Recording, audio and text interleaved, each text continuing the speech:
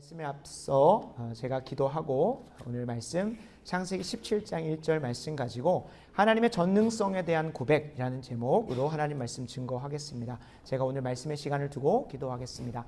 아버지 하나님, 이 시간 일상의 삶을 살다가 주님의 말씀에 인도하심을 받고자 또한 우리의 삶을 주의 말씀에 비추어 보아 회개하고 주께 썰어가실 귀한 말씀 가운데 능력받아 살아가려고 이 자리에 나와왔습니다. 하나님, 우리의 나온 발걸음이 헛되지 않을 수 있도록 이 시간 사단 마귀가 말씀을 뺏어가지 않도록 도와주시고, 하나님 피곤이 우리를 괴롭히지 못하게 보호하시고, 세상의 근심과 염려가 하나님 우리의 마음을 주장하지 못할 수 있도록 은혜 더하여 주시기를 간절히 소원함으로 나아갑니다. 하나님, 우리가 고백한 찬양과 같이 이 세상에서 그 어떤 것으로도 우리가 의지할 수 없고 의존할 수 없기에 주님께 두 손 들고 나와싸우니 예수님께서 우리 안에서 권능이 되어주시고 이 세상을 살아갈 수 있는 힘과 지혜가 되어 주시옵소서. 그 아름다운 보고를 오늘 말씀 가운데 발견하고 끝나는 것이 아니라 삶에서 순종하고 실천함으로 그 놀라운 능력을 경험하고 간증하는 우리 좋은교회 성도들 될 수 있도록 도와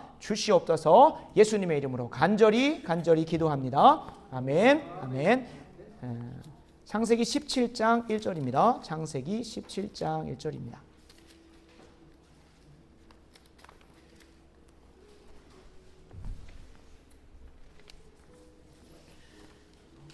예. 17장 1절만 보기는 하는데요. 중간중간에 한 번씩 본문을 좀 볼 부분들이 있어서 펴놓으시고 덮지는 않으셔도 될 것 같습니다. 17장 1절 같이 함께 합독하도록 하겠습니다. 아브라함이 99세 때에 여호와께서 아브라함에게 나타나서 그에게 이르시되 나는 전능한 하나님이라 너는 내 앞에서 행하여 완전하라. 아멘. 아멘. 오늘은 사도행전 강의 두 번째 시리즈 하나님의 전능성에 대한 고백, 성부 하나님에 대한 고백 중에 첫 번째인 하나님의 전능하심, 전능성에 대한 고백을 함께 살펴보도록 하겠습니다. 지난 시간의 내용을 좀 정리하면서 오늘 사도신경 강의 두 번째 시리즈를 시작해 보고자 합니다. 사도신경은 하나님이 역사 속에서 신앙의 위대한 신자들을 통하여 정리한 신앙 고백문이라고 말씀을 드렸습니다. 다시 한번 말씀드립니다. 하나님이 주어가 되시고 역사 속에서 신자들을 통하여 정리한 신앙 고백문이라고 말씀을 드렸습니다. 결코 성경의 권위와 함께 가는 것이 아닙니다. 성경 아래 있지만 분명한 것은 이것이 인간의 산물이고 또 역사 속의 산물이지만 그 중심에는, 그 저자의 중심에는 하나님이 계셨다는 것을 우리가 결코 잊지 말아야 합니다. 그래서 위대한 신앙의 종교개혁자였던 루터는 이렇게 고백한다고 지난 시간에 말씀드렸습니다. 사도신경은 우리나 그 당시 종교개혁자들이나 우리나 초대 교부들이 고안해낸 것이 아니다. 마치 꿀벌들이 온갖 아름다운 꽃에서 꽃을 모으듯이 위대한 사도들이 전해준 성경의 가르침을 오묘하게 요약한 것으로 어린이들과 순수한 기독교인들의 유익을 위해 만들어진 것이다 라고 정리하기도 했습니다. 더불어 칼빈이라고 하는 신학자는 그 저자가 누구인지가, 그 기록자가 누구인지는 중요하지 않다라고까지 얘기할 정도였습니다. 인간의 산물이고 역사 속 산물인 것은 분명하지만 분명히 그 안에 하나님께서 성경 전체를 통일되고 일관되게 볼 수 있고 고백할 수 있도록 한 것에는 의심의 여지가 없다는 것입니다. 실제로 사도신경의 렌즈를 통하여 우리는 세 가지 유익을 경험할 수 있는데, 첫 번째는 성경을 통일되고 일관되게 볼 수 있다고 했습니다. 내가 어떤 본문에서 내 마음대로 내 상황을 적용시켜가지고 내가 원하는 대로 읽어내는 것이 아니라 성경 전체가 통일되고 일관되게 그 본문에 대해서 어떻게 얘기하는지를 다른 본문을 찾아보면서 하는 것이 아니라 사도신경의 렌즈를 통하여 고백한다고 말씀을 드렸습니다. 두 번째, 당연히 성경을 일관되고 통일되게 보게 되니까 성경을 통해서 하나님께서 우리에게 계시하고자 하신 분이 누굽니까? 바로 자기 자신 성삼위일체 하나님이십니다. 그러니까 성령의 조명 아래 사도신경을 가지고 성경을 보면 하나님을 참되게 인식할 수 있고 믿음으로 고백할 수 있게 되는 것입니다. 그리고 세 번째로 시대와 장소를 뛰어넘어 그 동일한 고백 위에 루터나 칼빈 혹은 우리 한국교회 신앙의 위대한 선배님들과도 한 교회 공동체로 연합되어지고, 더불어 지금 이 시간에도 다른 지교회들에서, 개교회들에서 드리는 신자들과 우리가 주 안에서 한 공동체로 연합하는 유익이 있다고 말씀을 드렸습니다. 이 모든 것을 가능하게 하는 사도신경은 실제로 그 내용을 보면 뭐가 그렇게 거창해 라고 볼 정도로 12개의 문장으로밖에 안 돼 있고, 실제로 보면 전능하시다, 혹은 하나님이 우리 아버지 되신다, 그리고 하나님이 우리를 천지를 창조하셨다라는 너무 단순한 그냥 개념들로만 있는 것처럼 보입니다. 그러나 이것을 하나하나 그 본래의 의도와 그리고 성경을 통하여 풍성하게 풀어내어 보면 그것이 우리가 우리 스스로를 돌아보게도 되고, 그리고 이게 사도신경이 정말로 축약한 것이기 때문에 우리가 너무나 쉽게 여겼지, 그 깊은 의미와 참된 고백을 알게 되고, 거기서 끝나는 것이 아니라 그 고백대로 삶에서 경험되어지기 시작을 하면 사도신경은 정말 우리가 절대로 사수해야 되고, 그 위대한 신앙의 선배들이 얘기했던 것처럼 정말로 정수와 같고 신앙의 요약본과 같다라고 고백할 수 있게 될 것입니다. 그래서 오늘부터 3주간은 성부 하나님에 대한 신앙의 고백을 살펴보게 됩니다. 첫 번째로 전능성, 그리고 두 번째로 창조주 되심, 세 번째로 아버지 되심입니다. 그 중에 오늘은 전능성을 살펴보는데요. 바라고 원하옵기는 오늘 이 시간뿐만 아니라 사도신경 강의가 진행되어져 갈수록 하나님에 대해서 바르게 알게 되는 은혜가 있기를 소원합니다. 지금까지 내가 알았던 하나님이 좀 내가 만든 하나님은 아니었나, 혹은 타인에게서 듣고 배운 하나님이 아니었는지 좀 돌아보는 시간이 되었으면 좋겠고요. 그리고 그 하나님에 대한 바른 믿음을 통하여 우리의 삶으로 그것이 간증되어지고 증명되어지기를 소원합니다.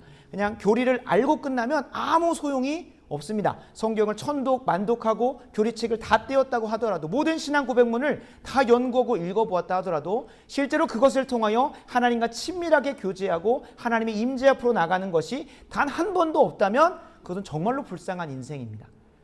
그래서 우리가 하나님에 대해서 바르게 알고 인식하고 믿는 것뿐만 아니라 그 믿음의 열매로서 우리의 삶에서 하나님의 전능하심이 경험되고, 하나님의 창조주 되심이 경험되고, 하나님의 아버지 되심이 경험되어져서 삶으로 그것이 진짜 믿음이다라는 것을 증명하고 간증할 수 있게 되기를 간절히 소원합니다. 당연히 그 자리에서 하나님을 더 깊이 만나는 사람에게서 자연스럽게 드러나는 건 하나님에 대한 지식이 높아졌다고 하여 다른 사람을 평가하거나 판단하는 것이 아니라 어디로 나아가게 됩니까? 교만이 아니라 도리어 겸손함으로 나아간다는 것을 우리가 기억할 필요가 있습니다. 그리고 그것에서 어떤 열매들이 맺어지는지도 꼭 점검하시고, 무엇보다 지난 시간 마지막에 꼭 권면드렸던 것처럼 히브리서 12장 1절에 나왔던 그 허다한 증인들의 반열에 들어가서 우리가 막 그런 증인의 삶을 살아야겠다가 하는 것이 아니라 하나님을 바로 알고 그분 앞에서 그분의 전능성을, 아버지 되심을, 창조 되심을 경험하다 보니 자연스럽게 다른 누군가에게 하나님의 영광을, 하나님을 증언할 수 있는 그런 자리까지 자라가는 것이 우리의 최종적인 목표가 되었으면 좋겠습니다. 그래서 우리 좋은 교회가 이 사도신경 강해를 통해서 사도신경도 알아 몰라 그런 수준이 아니라 사도신경이 진짜 삶에서 경험되어지고 또 그것이 증명되어지고, 더 나아가서 일터에 있는, 학교에 있는, 또 가정에 있는 자들이 하나님을 우리를 통하여 보게 되는 역사가 이어지기를 우리 성도님들도 기대하고 오셨으면 좋겠고, 기도를 함께 마음 모아주시면 좋겠습니다. 오늘 본문은 아브라함에게 하나님이 자신의 전능성을 보여주시는 대목입니다. 나는 전능한 하나님이라. 하나님의 전능성을 경험한다는 것은 그 전능성을 경험하는 대상인 바로 우리가, 피조물인 우리가 무능함을 경험하는 것과 동일하게 일어납니다. 다시 한번 말씀드립니다. 하나님의 전능하심을 경험하는 순간은 인간의 무능함을 경험하는 것과 동시다발적으로 이루어진다는 것입니다. 이걸 한번 좀 깊이 이해해 보면, 전능이라는 수준을 우리가 유능이라는 수준으로 치환하여서 받아들이고 있지는 않는지 돌아보셔야 됩니다.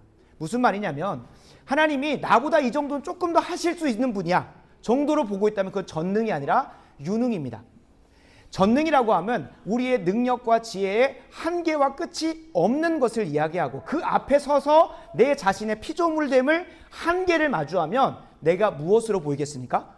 무능함으로 보인다는. 그러니까 하나님의 전능하심을 경험한 자는 동시에 내가 무능하다는 것을 깊이 고백하는 것으로 드러난다는 거예요. 다른 말로 바꿔보겠습니다. 내가 무능한 걸 하나님 앞에서 고백하지 않았다면 나는 하나님을 전능하신 하나님으로 믿고 있지 않음에 대한 반증이기도 합니다. 한번 예를 들어보겠습니다.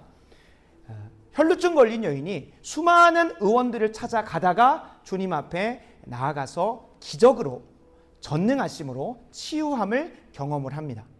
그때에 그것을 옆에서 뭐 의사들이 봤는지는 모르겠지만 그 혈루증 걸린 수도 없이 고치려고 현대의학, 그 당시의 현대의학과 과학과 수많은 지혜를 가지고 고치려 했지만 안 됐습니다. 그리고 나서 예수님께서 딸아 네 믿음이 너를 구원하시니 병에서 놓여 평안할지어다 하는 그 말씀 한마디로 완전히 나음받았어요. 그 전능하심을 경험한 혈루증 걸린 여인도 여인이겠지만 그것을 옆에서 본 조금 유능하다고 말할 수 있는, 우리보다 전문성이 있다고 말할 수 있는 그 의사가 그 현장을 보면서는 뭐라고 고백할까요? 나는 아무것도 할 수 있는 게 없는 존재였구나. 왜요? 본인은 나름 안다고 생각하고 병을 고쳐봤다는 경험이 있고 지식이 있다고 생각을 했지만 그 초월적인 그 전능함 앞에서는 자기는 아무것도 아니라는 것을 상대적으로 경험하게 된다는 것입니다. 실제로 우리가 알고 있는 베드로도 그랬습니다. 베드로도 그 당시에 어부였고 나름 고기잡이로 정평이 나 있는 사람이었고 꽤 손이 굵은 사람이었습니다. 그러니까 경험이 아주 깊었다는 거죠. 그런데 그가 밤새 수고하여 물고기를 잡으려고 했지만 단 한 마리도 못 잡습니다. 자신의 처절한 무능함을 경험하고 있을 때 자신의 지혜와 경험과 상식에 벗어나는 예수님의 명령이 기적을 일으킵니다. 무엇입니까? 깊은 데로 가서 그물을 던지라 했더니 그게 말이 되냐라는 순간이었지만 그걸 한번 믿고 따라해 봤습니다. 기적이 일어났습니다. 본인의 생각과 경험과 지혜를 뛰어넘는 그 전능하심 앞에서 그 베드로는 무엇을 고백해요? 주여 나는 죄인이로소이다 나를 떠나소서라고 고백할 정도로 자신의 무능함과 아무런 능력이 없음을 고백하게 된다는 것을 우리가 볼 수 있습니다. 오늘 본문도 동일합니다. 오늘 본문도 하나님이 전능한 하나님이야 라고 말하면 우리가 어느 정도 수준에서 이해합니까? 우리는 유능한 분이시구나. 나보다는 조금 더 이걸 하실 수 있는 분. 입술로는 전능하십니다라고 고백할 수 있지만 우리의 삶이나 우리의 진짜 심령의 고백은 하나님의 전능함으로 고백하기보단 조금 더 나보다 능력 있으신 분 정도로 인식하게 돼요. 그게 피조물의 한계이기도 합니다. 피조물의 한계이기도 해요. 그래서 하나님은 맞춤형으로 아브라함에게 어떤 상황을 이끌어 오시냐. 우리가 읽지 않은 15장 16장은 아브라함이 이 세상의 지혜와 문화와 방법을 최대한 데서 다 동원해 봤습니다. 하나님께서 아브라함을 갈대아 우르에서 12장에서 부르십니다. 복의 근원이 될 것이고 너는 큰 민족을 이룰 것이라는 약속을 받습니다. 그리고 나서 아브라함이 가나안 땅으로 옮기심을 받아 마치 지난주 금요일날 선포했던 것처럼 아담을 어디로 이끌어 오셨죠? 에덴 동산으로 이끌어 오신 것처럼 아브라함도 그가 큰 민족을 이루는 예배의 장소로서 가나안 땅으로 이끌어 오셨습니다. 그리고 거기에서 이제 큰 민족을 이루라는 귀한 예배에 경작하라 지키라라고 하는 것의 다른 말인 너는 큰 민족을 이룰 것이다. 그러면 당연히 무엇을 기대해야 됩니까? 자신에게 아이가 태어나는 것을 기대해야 되는 13장에 갔습니다. 14장에 갑니다. 안 일어납니다. 그러면서 그가 이 세상에서 유능하다고 하고 조금 지혜가 있다고 하는 거 가져옵니다. 그 당시에 본인이 그런 후손이 없으면 자신의 충성된 종을 좀 입양하거나 후손으로 정해서 자신의 재산을 잘 물려주는 것도 있었던 것으로 보입니다. 그래서 15장에서는 자신의 충성된 종 엘리에셀에게 다메섹 사람 엘리에셀에게 그 후손의 명맥을 유지시키겠다고 하나님께 고백을 합니다. 아니다 그 사람이랑은 안 할 거다 라고 하시면서 하나님께서 더 분명한 표징들을 보여주시고 이제 16장에 갑니다. 16장에 갔더니 이제 사라와 지혜를 꿍짝꿍짝 해가지고 뭐합니까? 하갈이라고 하는 여종을 그의 첩으로 받아들여서 다른 씨를 또 만들어 보려고 합니다. 최초로 12장에서는 75세 때 그 부르심을 받았으니까 그래도 75세 때는 아이 낳을 수 있고 자연 임신이 가능하겠다 싶었다고 생각할 수 있습니다. 근데 하나님께서 한 장 한 장 그 인생의 여정을 더해가면서 어떤 걸 경험하게 하십니까? 무능함을 더 경험하게 하십니다.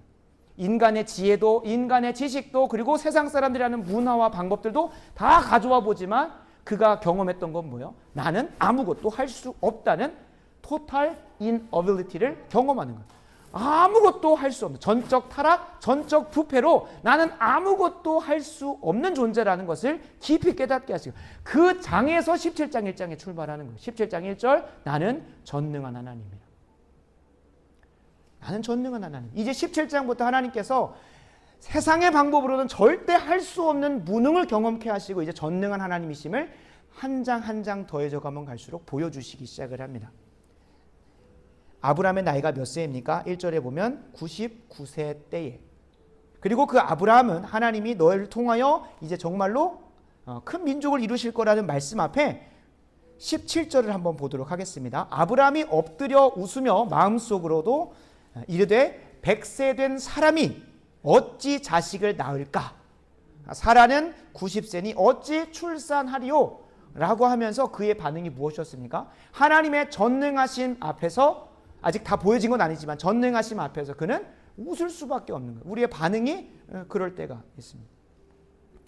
분명한 것은 하나님께서 우리에게 전능하심을 보여주실 때에, 전능하심을 믿음으로 고백하게 하실 때에 이거 그냥 외워라, 읽어라, 나는 전능한 하나님이다, 이 말씀 다 외워서 살아라가 아니라 우리를 그 자리, 그 하나님은 전능하십니다, 반대로 나는 무능합니다를 고백하도록 우리의 인생을 이끌어 가신다는 것을 오늘 본문과 그리고 수많은 성경 고백들을 통하여 발견하셔야 합니다. 왜냐하면 우리가 하나님은 전능하시다라는 고백을 실제로 입술로만 고백하고 하나님이 진짜로 전능하신 분이심을 제대로 경험하지 못할 때가 참으로 많기 때문에 그렇습니다. 하나님은, 다시 한번 정리하면, 하나님은 자신이 전능함을 분명하게 우리들에게 보여주시고 경험시켜주시고자 우리의 인생 가운데 무능함을 경험시켜 준비시키신다는 것을 우리가 꼭 기억하면서 가야 합니다. 하나님은 인간으로 하여금 전능성을 믿음으로 받아들일 수 있도록 우리의 무능함을 맛보게 하신다고 말씀을 드렸습니다. 그 이유는 계속 말씀드렸다시피 인간은 무능하고 한계가 있는 피조물이기 때문에 우리가 무능을 경험하지 않으면 반대로 하나님의 전능하심을 참되게 인식할 수가 없다는 것을 말씀을 드렸어요. 또 한 가지는 무엇 때문입니까? 안 그래도 피조물로서 한계가 있고 인식에 부족함이 있는데 죄로 인하여 그 인식의 기능조차도 망가져 버렸기 때문에 하나님을 유능한 존재 정도로만 보고 무엇을 택하기 시작합니까? 유능한 옵션들 중에 하나로 하나님을 택했다가도 이 세상이 약속하고 있는 지혜나 문화나 방법들 혹은 소위 말해서 우상들이라는 것들로 하나님의 자리를 대체하는 선택들을 합니다. 왜 그럴까요? 피조물이기도 하지만 반대로 하나님의 전능하심을 제대로 경험하지 못했기 때문에 그것을 대체할 만한, 저것에도 전능함이 있을 것이고 저것이 나의 문제로부터 해결해 줄 것이라는 그 기대감과 믿음을 그것에 고백하기 시작한다는. 그러니까 하나님의 전능하심을 경험한 사람은 다른 것을 선택할 수가 없습니다. 왜 그럴까요? 다른 것이 얼마나 무능한 존재이고 그래도 능력이 있다 치면 유능한 수준이지 결코 하나님의 전능하심에 비할 것이 아니라고 경험하고 믿음으로 고백하기 때문에 그렇습니다. 우리가 피조물로서 한계가 있다는 것을 조금 더 깊게 좀 들어가 보도록 하겠습니다. 하나님의 속성 중에, 하나님의 성품 중에 공유적 속성과 비공유적 속성이라는 것이 있습니다. 이 공유적 속성이라고 하는 것은 하나님은 선하십니다. 그리고 그 형상대로 지음받은 우리도 뭐합니까? 선합니다. 이것을 하나님과 우리가 공유하고 있는 속성이라는 거예요. 또 하나님은 거룩하십니다. 그리고 우리에게 참 부족하지만 거룩성이라는 것이 그래도 지금 남아 있습니다. 하나님은 지혜로우십니다. 그리고 그분의 지혜에 비할 수는 없지만 우리도 지혜를 가지고 살아갑니다. 그러면 하나님과 우리 사이에 건널 수 없는 강이 있는데 그것이 비공유적 속성입니다. 하나님은 무한하십니다. 하나님은 전능하십니다. 하나님은 영원하십니다. 하나님은 자존하시는 분이십니다. 하나님은 불변하시는 분입니다. 이 5가지를 그 공유적 속성에 넣어보겠습니다. 하나님은 우리와 같이 선하시지만 인간은 선함이 유한하고 가변적이고 한시적이고 의존적입니다.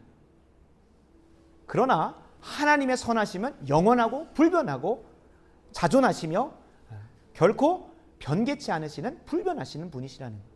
그 지혜도 그렇습니다. 선이든 지혜든 거룩함이든 인간과 하나님 사이에는 결코 건널 수 없는 그 비공유적 속성의 길이 있다는 거예요. 그러니까 감히 우리 인간의 유한함이 하나님의 선함이나 하나님의 전능하심을 결코 다 이해할 수 없기 때문에 하나님은 아브라함과 같이 베드로와 같이 혈루증 걸린 여인과 같이 아니 모든 신자들에게 그의 무능함을 경험시켜 주심으로 하나님의 전능하신 분이라는 것을 조금이라도 맛보아 알 수 있도록 이끌어 가신다는 것을 우리가 기억해야 됩니다. 하나님의 전능하심은 상상조차 할 수 없는 우리들이기 때문에 하나님께서 우리에게 알려주시고자 맞춰주신다는 것을 우리가 알 수 있습니다. 그리고 하나님께서 이 전능하심을 경험시켜 주시는 가운데 우리에게 한 가지 더 의도하신 것이 있습니다. 우리의 피조물됨을 인지하는 것도 있겠지만 또 한 가지는 우리가 하나님을 유능한 정도로만 인지해서 다른 것들을 옵션 삼고 선택해왔던 우상 숭배해왔던 것들로부터 회개하라고 이끄시는 방법이기도 합니다. 아브라함이 무엇을 의지했습니까? 세상의 문화를 의지했고 세상의 지혜를 의지했고 사라와 함께 의논을 나눴던 것을 의지하여 그 선택을 해갑니다. 그러나 하나님은 인간의 방법이나 세상에 제시해주는 것이 아니라 누구에게로 돌아오라는 겁니까? 인간 스스로가 아는 것 수준 안에서 하나님보다 이걸 좀 선택해볼까 해왔습니다. 그 안에 무엇이 있습니까? 저것이 하나님보다 날 더 도와줄 수 있을 것이고 조금 더 격하게 표현해보면 그 우상에다가 하나님의 전능성을 대입시켜서 그것을 믿고 살아오고 있었습니다. 그래서 하나님이 그것이 얼마나 무력한 존재인지를 경험시켜 주시고 누구에게로 회개하는 겁니까? 하나님을 전적으로 의지하여 하나님의 전능성을 경험할 수 있도록 이끌어 가시는 과정을 우리는 회개라고 말할 수 있겠습니다. 그래서 우리는 하나님의 전능하심을 하나님께서 경험시켜 주실 때 아브라함과 같이 우리를 철저한 무능으로 이끌어 가실 때가 있습니다. 대부분 그렇게 갑니다. 대부분 그렇게 갑니다. 심지어 무엇일 때도 그렇죠. 우리가 구원이라는 걸 경험할 때도 하나님께서 우리에게 구원을 경험케 하실 때도 우리가 얼마나 죄인인지를 경험케 하시고 그 죄로부터 구원하실 수 있는 건 하나님의 전능하심 밖에 없다라는 것을 고백하게 하십니다. 그래서 실제로 우리가 교회 안에 앉아 있지만 내가 죄인임을 제대로 고백하지 않은 사람은 기독교 신앙을 그냥 있어도 그만 없어도 그만의 수준으로 고백합니다. 내가 처절한 죄인인지를 내가 얼마나 전적으로 부패했고 타락했고 전적으로 무능한 존재를 인지한 사람에게는 하나님이 은혜이고 하나님이 베풀어 주신 복음이 능력임을 믿음으로 붙들고 가게 되는데 그게 아니라 여러분 예수 믿으면 천국 갑니다. 혹은 예수 믿으십시오. 여러분에게 좋은 길이 있을 것이나 복이 있을 것입니다 정도로 내가 죄인임을 처절하게 경험치 않고 내가 무능함을 경험치 않은 자들에게는 그것이 그냥 있어도 그만 없어도 그만인 수준으로 가는 거예요. 하나님은 항상 그렇게 하십니다. 왜요?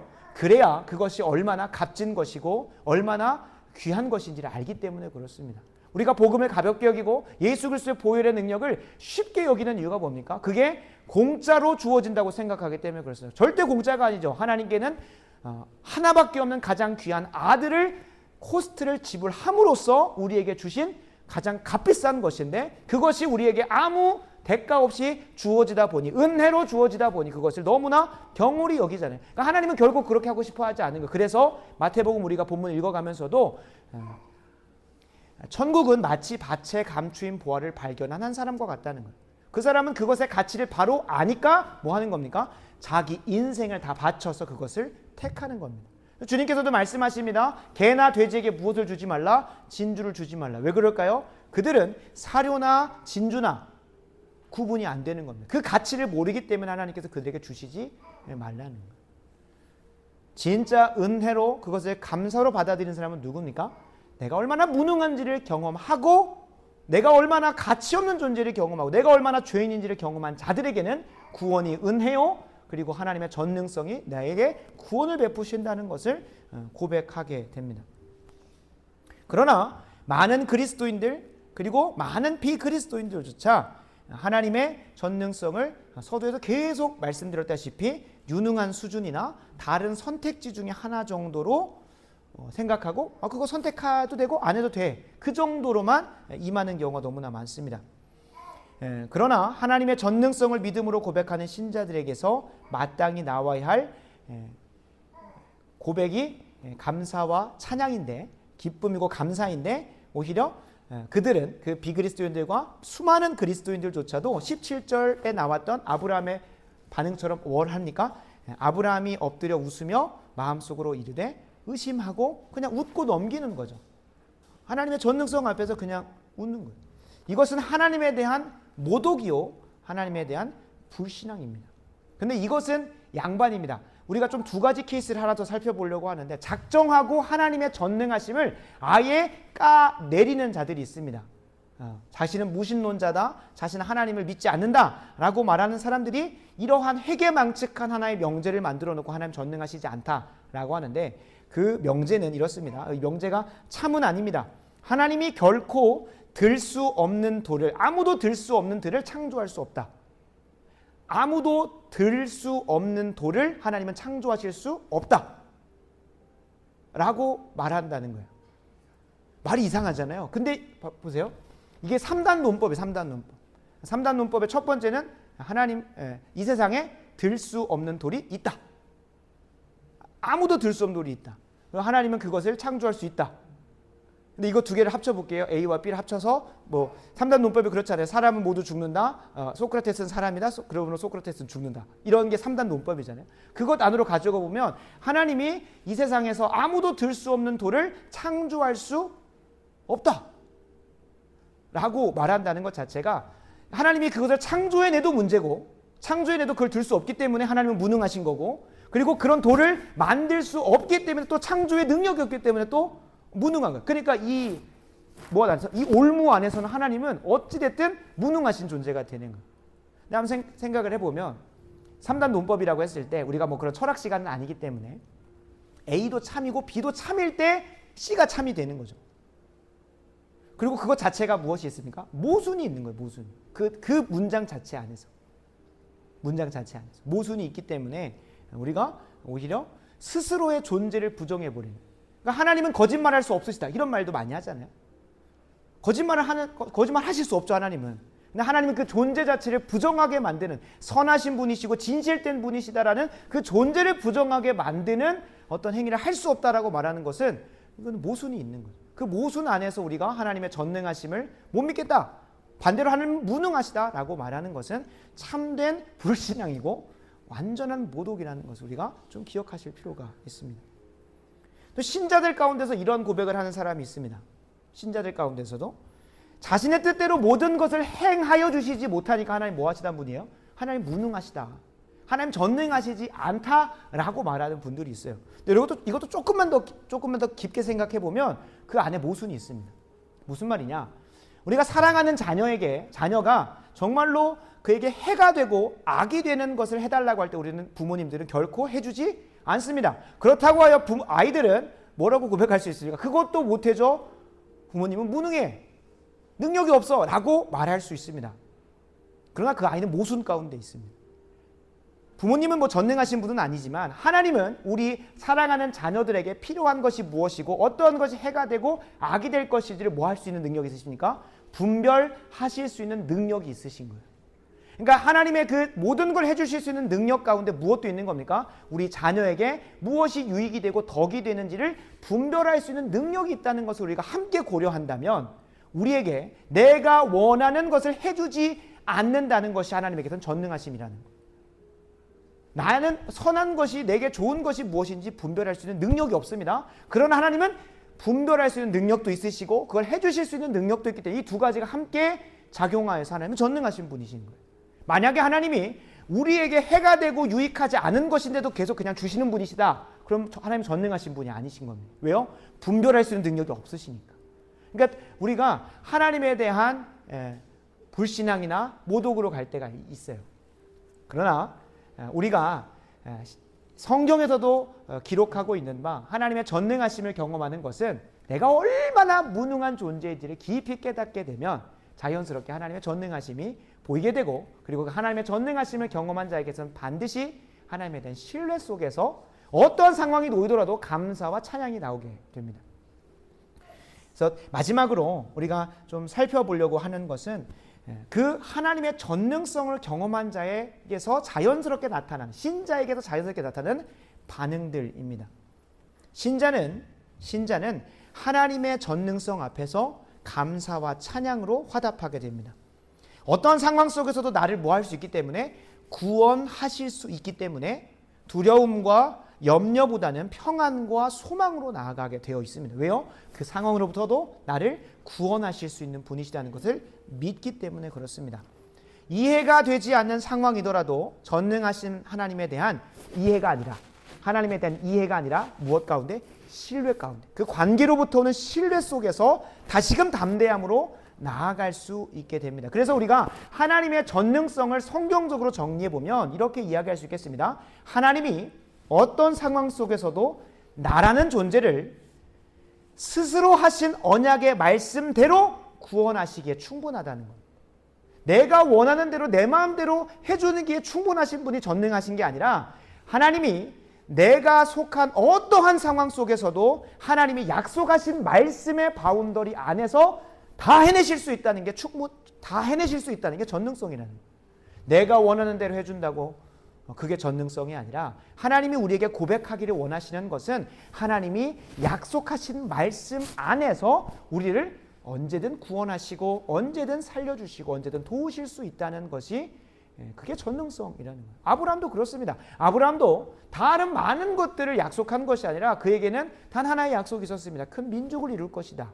그리고 그것이 다른 이방이나 혹은 승계나 이런 방법을 통해서가 아니라 누구를 통해서입니까? 아브라함과 사라의 씨로부터 나올 것이라는 그 언약의 말씀이 있었고, 그 말씀 안에서 불임, 난임의 문제로부터 구원하실 것이다. 그것이 충분하시다라는 것을 이제 하나님께서 펼쳐 가신다는 것. 그게 하나님이 이들에게 보여주신 전능하심.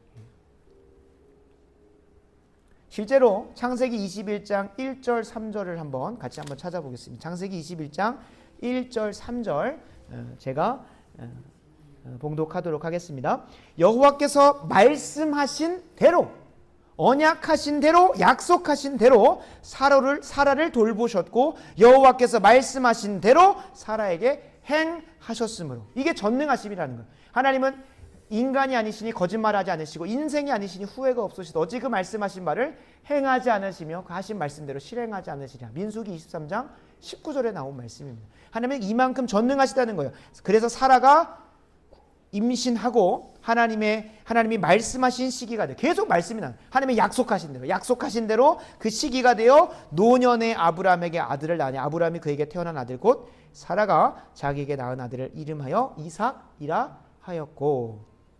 실제로 이삭이라는 뜻은 6절에 보면 사라가 이르되 하나님이 나를 뭐하게 하심으로 웃게 하시니 듣는 자가 다 나와 함께 웃으리로다. 아멘. 아멘. 그러니까 그가 웃다 혹은 웃음이라는 단어입니다. 아브라함도 하나님의 약속의 말씀을, 그 전능하심을 불신앙하여 웃었습니다. 사라도 웃었습니다. 그리고 하나님은 그 웃음을 어떤 웃음으로 바꾸십니까? 그 하나님의 전능하심을 마주한 감사와 찬양의 웃음으로 바꿔버리신다는 것. 실제로 8절을 보면 아브라함이 혼자 그것을 즐기고 끝나는 것이 아닙니다. 큰 잔치를 베풀므로 웃음을 확산시키고 확장시켜버립니다. 하나님에 대한 감사와 찬양이 나온다는 것. 그러니까 나중에 이제 이번 주 금요일 날 또 선포된 말씀이기도 하지만, 이 전능하심을 맛봤기 때문에 하나님과의 신뢰 속에서 어떤 것까지 할 수 있습니까?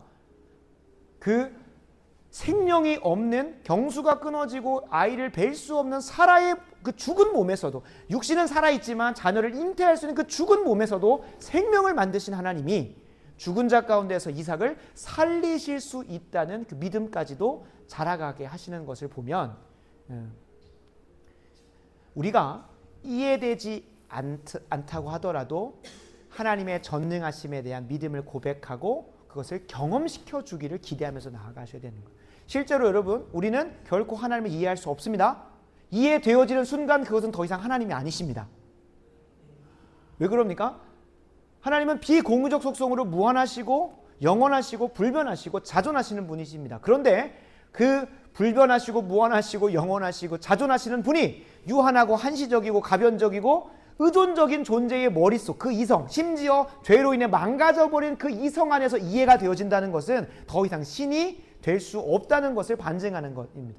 그래서 우리가 전능한 하나님을 고백할 때에는, 전능한 하나님을 믿는다고 고백할 때는 결코 이해하기 때문에 믿는 것이 아닙니다. 그리고 사도신경을 앞으로 살펴갈 볼 때에 이 첫 번째 고백이 모든 신앙의 전제가 됩니다. 이게 넘어가지지 않으면, 이게 믿음으로 고백되어지지 않으면 다른 것들이 다 이해가 안 돼요. 왜요? 예수 그리스도가 동정력 가운데 태어나시는 것도, 부활하시는 것도, 신이 인간이 되는 것도, 그분이 100% 신이고 100% 인간이라는 것도, 성령을 통하여 지금도 교회를 주관하고 다 이해가 안 됩니다. 왜 그럴까요? 다 인간의 이성을 초월해 있는 것이기 때문에. 이것은 세상 사람들은 무엇이라고 합니까? 이성에 맞지 않다라고 말합니다. 맞습니다. 비이성적입니다. 그러나 그들은 모르는 영역이 있어요. 뭡니까? 초이성적인 겁니다. 이성을 초월해 있는 영역이기 때문에 그들은 뭐라고 고백하는 거? 비이성적이라고 말하지만 성경을 통하여 우리는 그 하나님을 알고 있는 바 초월하 있기 때문에 우리가 이해할 수가 없는 겁니다. 그래서 지난 시간에 어거스틴이 말했던 것처럼 우리는 이해하기 위해서 뭐 해야 됩니까?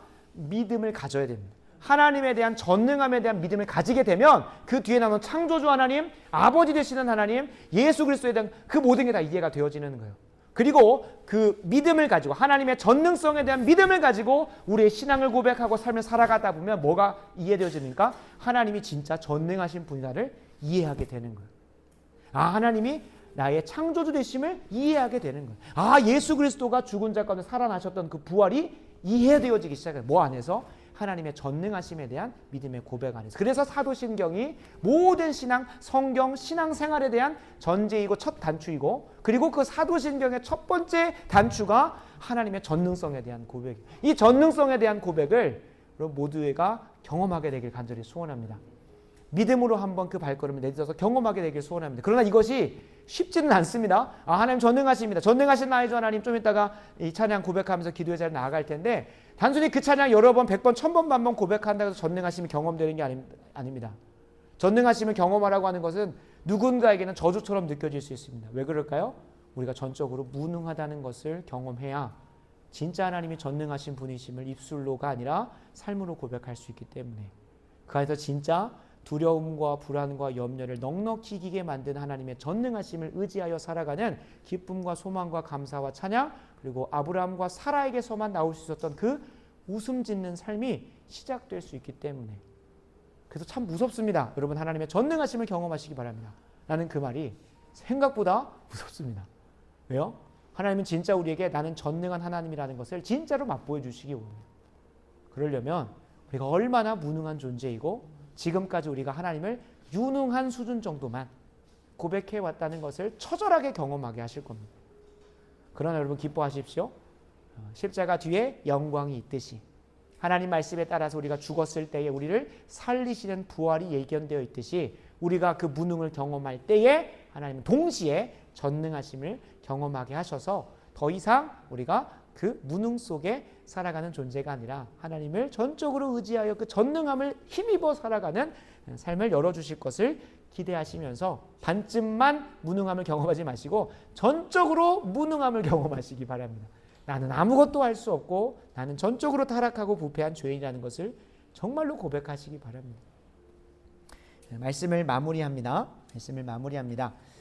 지금 내가 전능성을 부여하며 하나님 이외의 다른 것들에게 절대화했던 것이 있다면, 그리고 그것이 떠오른다면 이 시간 회개하는 시간이 되었으면 좋겠습니다. 그것이야말로 우리가 진짜 하나님을 전능하심으로 고백하는 첫 번째 길이 될 것입니다. 두 번째로, 혹여 내가 하나님 앞에 기도하고 있지도 않고 말씀을 읽지도 않고 있다면, 여러분 그것은 내가 전능하다는 것을 하나님 앞에서 내세우고 있는 모습입니다. 말씀을 본다는 것은 무엇입니까? 하나님, 나는 내 하루 앞길도 모르는 무지한 자입니다. 그러니 모든 것을 아시고 계획하시고 작정하신 대로 섭리하시는 하나님께서 나의 삶을 이끌어 주시옵소서라고 하는 것이 말씀을 펴고 읽는 것입니다. 기도는 무엇입니까? 그 길을 안다고 한들 우리가 그 길을 넉넉히 능력 있게 걸어갈 수 없기 때문에 성령을 통하여 우리에게 도우심을 주시라고 의지하는 것이 무엇입니까? 기도입니다. 근데 우리가 기도와 말씀을 게을리하고 멀리하고 있다면 상당히 교만한 것이고, 다른 존재에게 전능성을 부여하게 하는 게 아니라 나에게 전능성을 부여해서 하나님을 내 삶 가운데 밀어내고 있다는 것에 대한 반증입니다.